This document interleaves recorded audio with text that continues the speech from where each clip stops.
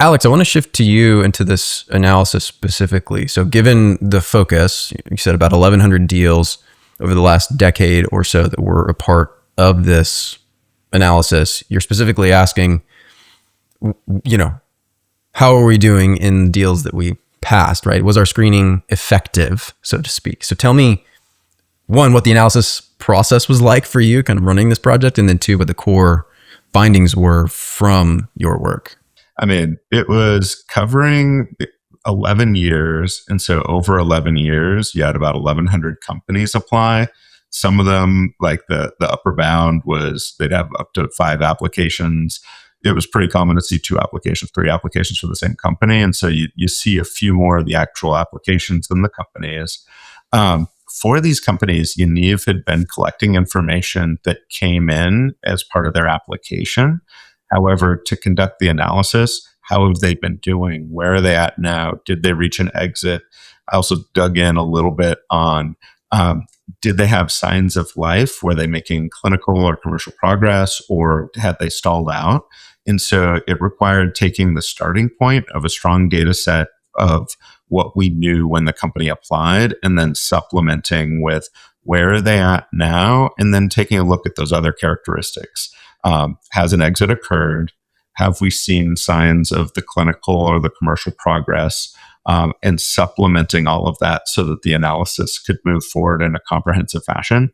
To me, it was really, really instructive if you think about it in the form of different hypotheses. So one hypothesis that you can test is there are a lot of companies that would have produced meaningful exits that we passed on.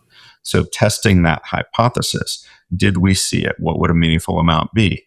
There were very few exits. So you had about 7% of this set that had achieved an exit in one form or another.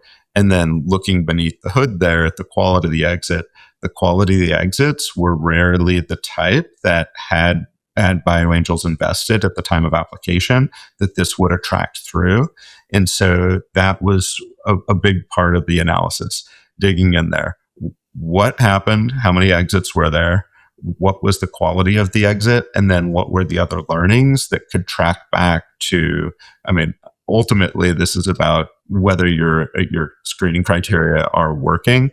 And with this, it looked like high level, the screening criteria were working pretty well in terms of invest in the companies, see a difference in the performance of those portfolio companies versus the applicants where the group passed. And then also not be woken up in the middle of the night with the nightmares of those deals with the massive exits that you passed on. A quick note before we continue the conversation. Alongside the Diligent Observer podcast and newsletter, I also run an outsourced operations service specifically built to serve angel networks. My team handles things like initial screening, social media, newsletter prep, platform management, and a whole lot more. The kinds of things that either aren't getting done or shouldn't be done by busy community leaders. If that sounds interesting to you, send me a note. Now, back to it. So this is fascinating to me because I've done similar analysis with angel groups, trying to look back at data over a few years. I haven't attempted a full decade, so that's quite the achievement. But tell me how you actually did this, because oftentimes, when you pass on a deal, you're not an investor. You don't really have much information on these companies. A lot of the time it's not publicly disclosed. How did they do? And 1,100 companies is a ton of companies. So I imagine this took a long time. Like, what was the process like for you actually running this analysis? Like, if I'm listening to this and saying, man, I want to know how's my group doing, and I wanted to do something similar, like, how would I do that? If you take a look at this industry, there's actually a lot of information about these companies. So if you want to see for a therapeutics company, for example, where are they at, what stage, you can pull up their website and then they'll tell you where their portfolio is at. Do they have a commercial product? Where are they at in terms of the clinical trials? So that was one way to see it. Combine where their portfolio is at with the news updates, and that'll usually give you an inference on, are they still alive? Have they stalled out? Because you can have shadow companies where there's a posting on LinkedIn and they have a company landing page, but they haven't made any progress in 2 years. probably not a viable entity at this point. For the exits, I was leveraging PitchBook. So PitchBook, they do a pretty good job. If an IPO has occurred, it's probably in PitchBook. If an acquisition has occurred, it's usually in PitchBook. It's the deal quality where sometimes there was a bit of a divergence. IPOs, you can see what happened with the IPO, and you can back into whether this would have been a fruitful deal or not. With the mergers, you had two different main sets. Were the deal terms disclosed or were the deal terms not disclosed?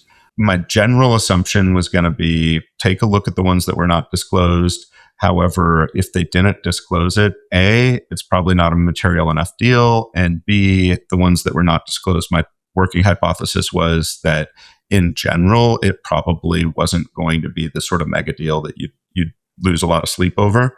But I'd take a look at it. Where were they at? How much clinical progress did they have? Did they have any commercial progress? Who acquired the company? And those were some of the inferences. And so there were a couple of undisclosed that moved up to the possibly good deal category. But with mergers, with deal terms disclosed, with IPOs, you have a lot of information about that publicly when you take a look at how much was your front end payment, how much is coming in the milestone payments. So a lot of this stuff is out there. It's the process of knowing where to look, aggregating and structuring it. I mean, it turned out to be a monster of a database, and it was pulling all this information through in a comprehensive form and then supplementing it for each of the companies to be able to perform the analysis and answer those questions. Were there good deals that we passed on? And were there any other trends or signals that we were seeing that should impact our screening criteria?